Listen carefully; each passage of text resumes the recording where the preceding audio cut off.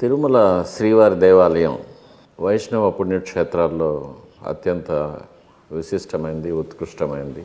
ముఖ్యంగా ఇది అలౌకికమైనది. సామాన్య పామర జనులకు అంతుపట్టని ఎన్నో విశేషాలు, ఎన్నో విచిత్రాలు తనలో ఉంచుకున్న ఒక అతి చిన్న దేవాలయం. సుమారు 2.5 ఎకరా విస్తీర్ణంలో ఉన్న చిన్న దేవాలయం. మనం రామేశ్వరం, కంచి, కామాక్షి టెంపుల్స్ వాటితో పోలిస్తే చాలా చిన్న దేవాలయం. ఇందులో ప్రధానంగా వెంకటేశ్వర స్వామి ఉంటారు. పరివార దేవతలు ఎవరు ఉండరు. స్వామివారే ప్రాధాన్యం.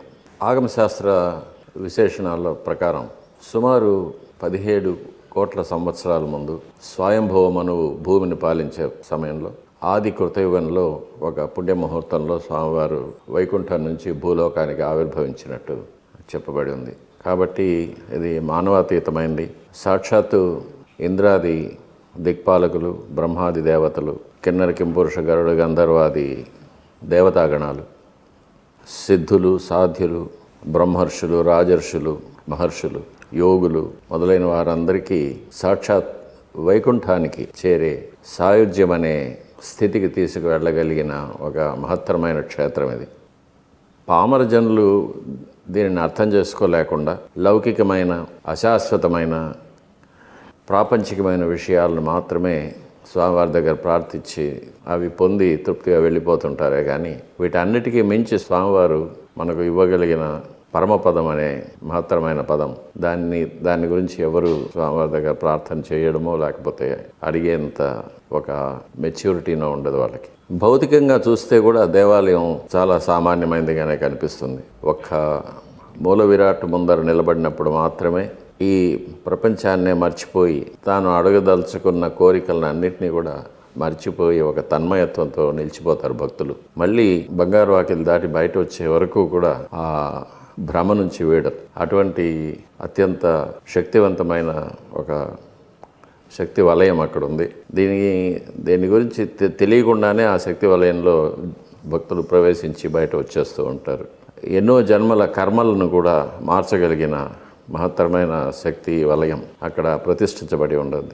అందుకే ఇప్పటికీ కూడా దక్షిణాదిలో తిరుమలకు వెళ్ళి వస్తే జీవితంలో ఒక మలుపు తిరుగుతుందనే ఒక బలమైన నమ్మకం కూడా అందరికీ ఉంది.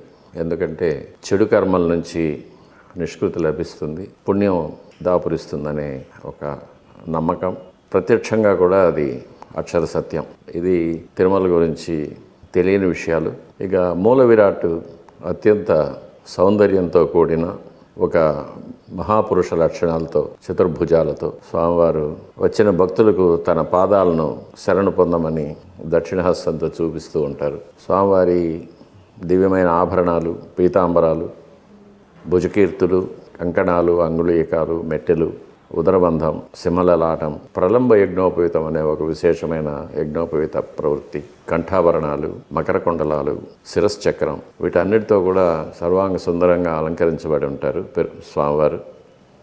ఇదే కాకుండా శిల్పశాస్త్రంలో ఏ ఒక విధానికి కూడా చేరని ఒక భంగిమలో స్వామివారు మనకు దర్శనమిస్తూ ఉంటారు. ఇది కూడా ఒక విశేషం. మానవ నిర్మితమైన శాస్త్రాలకు అతీతంగా స్వామివారు కనిపిస్తూ ఉంటారు. ఇది తిరుమల క్షేత్రం గురించి.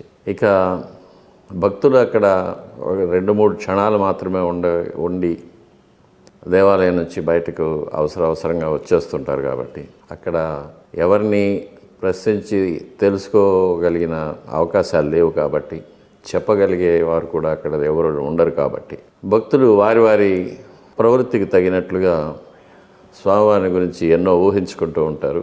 అవే ఎన్నో కల్పనలుగా బయట వస్తూ ఉంటాయి. స్వామివారి దేహం మెత్తగా ఉంటుందని, స్వామివారికి చెమట పడుతుందని, స్వామివారికి వెనుక వెంట్రుకలు ఉంటాయని, స్వామివారి నిర్మాల్యం పుష్పాలు స్వామివారి వెనక ఒక బిలంలో వేసేస్తూ ఉంటారని, స్వామివారి సన్నిధి దగ్గరగా సముద్రపు హోరు వినిపిస్తూ ఉంటుందని, ఇలా రకరకాలైన ఊహలు, కల్పనలు వినిపిస్తూ ఉంటాయి. అవన్నీ అబద్ధమని చాలాసార్లు నేను కూడా మీడియాలో చెప్పున్నాను.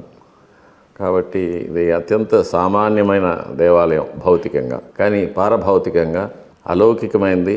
ఈ భూమండలంలో కాకుండా ఈ అనంత విశ్వంలో ఎక్కడ లేనట్టి ఒక వరప్రసాది అయిన భగవంతుడు వెంకటేశ్వర స్వామి. వెంకటాద్రి సమం స్థానం బ్రహ్మాండే నాస్తికించినాత్. బ్రహ్మాండంలోనే ఎక్కడ వెంకటాచలం వంటి పవిత్రమైన క్షేత్రం లేదని, వెంకటేశ సమోదేవో న భూతో న భవిష్యతి అని. వరప్రసాది అయిన వెంకటేశ్వర స్వామిని పోలిన భగవంతుడు భూత భవిష్యత్ వర్తమాన కాలాల్లో ఎక్కడా లేదని పురాణాల్లో కూడా చెప్పబడి ఉంది. కాబట్టి ఇది అక్షర సత్యం.